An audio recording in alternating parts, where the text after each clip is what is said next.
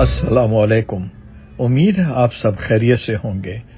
آج کا ویلاگ شروع کرنے سے پہلے میں پلوامہ میں 22 اپریل کو ہونے والے المناک سانحے پر اپنی ذاتی دلی تعزیت اور گہرے افسوس کا اظہار کرتا ہوں. اللہ تعالی متاثرہ خاندانوں کو صبر جمیل عطا فرمائے. سب سے زیادہ دکھ اس بات کا ہے ظالموں نے معصوم انسانوں کے خون سے جو آگ لگائی. ایک طرف میڈیا پر بیٹھے جاہل اس آگ پر تیل چھڑک رہے ہیں، دوسری طرف لونڈے لپاڑے مذاق بنا رہے ہیں. ان سب کو جنگ کی تباہ کاریوں کا ادراک نہیں. آج دنیا کو جنگ نہیں امن کی ضرورت ہے. فائٹنگ کی نہیں فائر فائٹنگ چاہیے. With the hope that sense will prevail, let's begin today's vlog.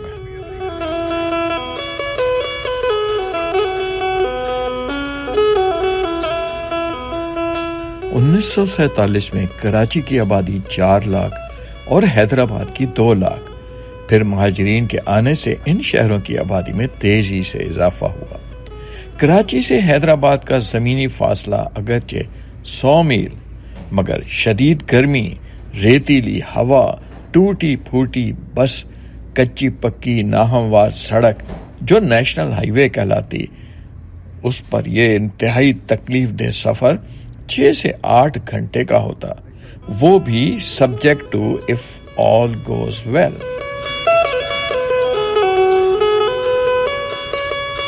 انیس سو 70 تک یہ سفر کم و بیش ایسا ہی رہا جب ایک ڈیول لین سپر ہائی وے تعمیر ہوا.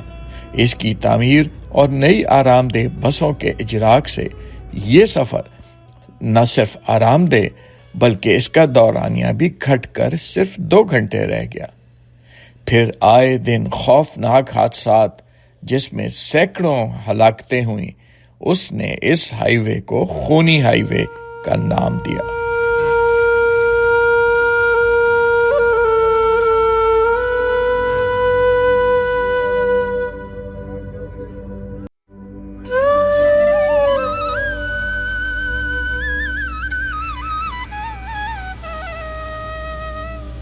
شروع میں سپر ہائی وے ایک سیدھی سڑک تھی جس کے بیچ میں سفید پٹی ڈیوائیڈر کا کام کرتی. اس دور میں سڑک کے ارد گرد نہ تو کوئی آبادی، نہ باغ باغیچے، بس دور دور تک ریت ہی ریت. ماہرین کا خیال تھا ڈرائیور گاڑی چلاتے ہوئے ہپنوٹائز ہو جاتے ہیں جس وجہ سے حادثات جنم لیتے ہیں. اس خیال کو اس بات سے بھی تقویت ملی کہ زیادہ تر حادثات مڈ وے کے قریب ہوتے تھے. Based on these findings, highway میں بنیادی تبدیلیاں کی گئیں جس میں ہائی وے کو دوراہا کرنا، دونوں اطراف درخت لگانا اور اسپیڈ لمٹ کا نفاذ شامل ہے.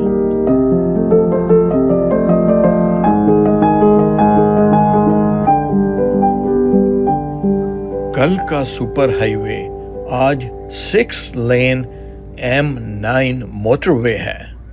70 کی دہائی میں بننے والے سپر ہائی وے کے ارد گرد صرف ریگستان تھا.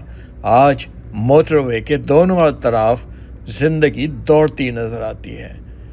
جہاں شوکت خانم کینسر ہاسپٹل، سینکڑوں کی تعداد میں ونڈ ملز، میلوں پہ پھیلا نوری آباد انڈسٹریل زون، تا حد نظر ریزیڈینشل کالونیز جو ظاہر کرتی ہیں کہ سڑکیں ملک کی ترقی میں کتنا اہم رول پلے کرتی ہیں.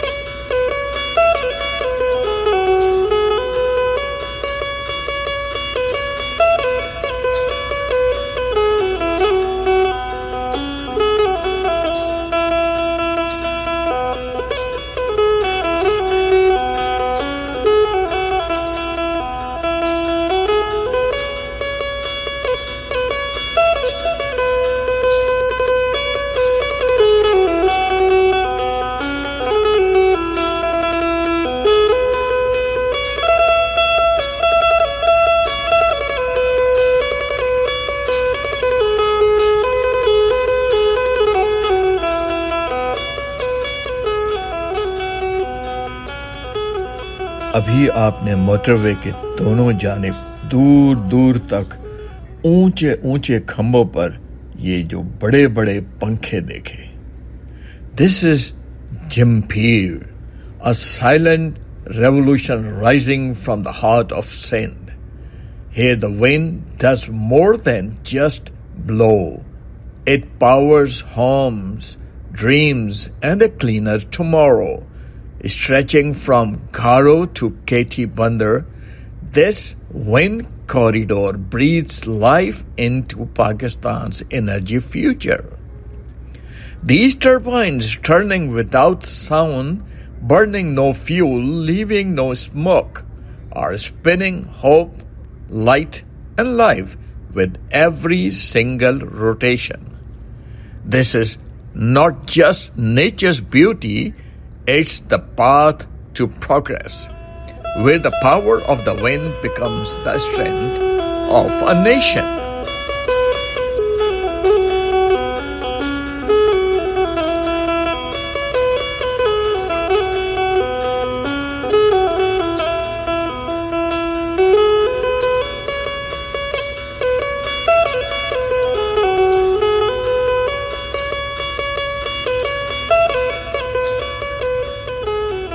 جمپھیر ونڈ کوریڈور کیٹی بندر سے شروع ہو کر گھاروں تک جاتا ہے. اس کا کل رقبہ 9,700 کلومیٹر اور اس سے 11 گیگا واٹس بجلی بنائی جا سکتی ہے.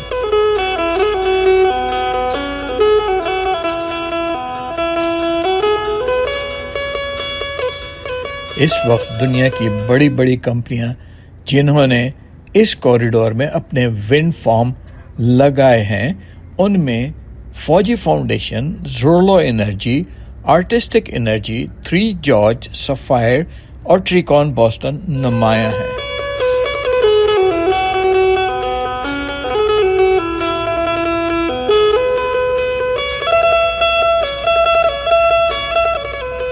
چلیے ونڈ ٹربائنز کے بارے میں کچھ اہم معلومات بھی حاصل کرتے ہیں. ونڈ مل ٹربائن کی اونچائی 80 میٹر یا 260 فٹ اور اس کا وزن 300 میٹرک ٹن ہوتا ہے. ان ٹربائن میں مرمت کے لیے پہلے سٹیئرز لگائی جاتی تھیں، اب ان میں لفٹ نصب ہیں. شروع میں جو پلانٹ لگے تھے ان سے پیدا ہونے والی بجلی 14 روپے فی یونٹ پڑتی تھی اور ٹربائن کی لائف 20 سال تھی. اب جو نئے پلانٹ انسٹال ہو رہے ہیں ان سے بجلی صرف 5 روپے 50 پیسے اور ان ٹربائن کی لائف بھی 25 سال ہے. تو ہے نا یہ ترقی پاکستان کی.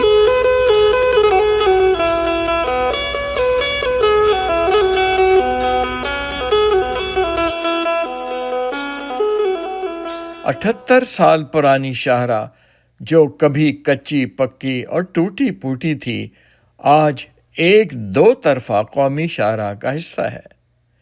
یہ قومی شاہراہ کراچی کو اس کے مضافاتی قصبوں سے ملاتی ہے، گڈاب، دھابے جی اور گھارو. اگر آپ رومانوی داستانوں کو پسند کرتے ہیں اور سسی پنوں کی پہاڑیاں دیکھنا چاہتے ہیں جو کراچی سے 65 کلومیٹر دور لسبیلا میں واقع ہیں تو آپ کو اسی راستے سے جانا ہوگا.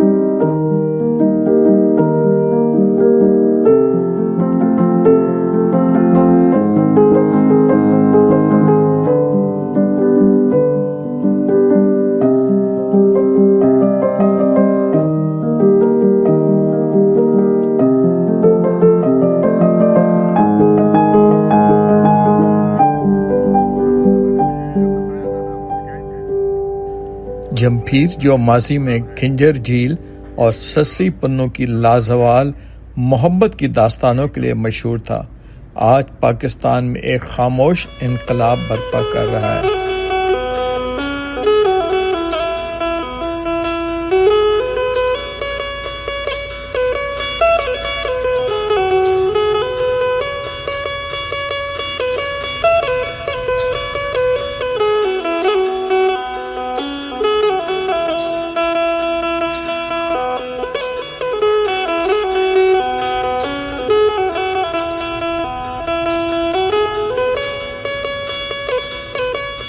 اب آپ ایک مزیدار چیز دیکھیں، جب ہم موٹر وے کے اینڈ پر پہنچے تو حیدرآباد داخل ہونے سے پہلے ایک ٹول پلازا آیا جو نیشنل ہائی وے اتھارٹی کا موٹر وے ٹول پلازا تھا۔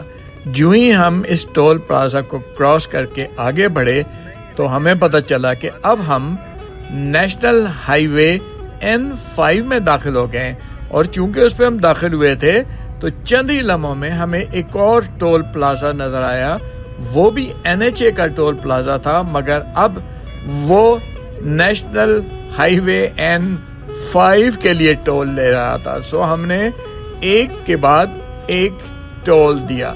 ہے نا یہ ترقی کی بات؟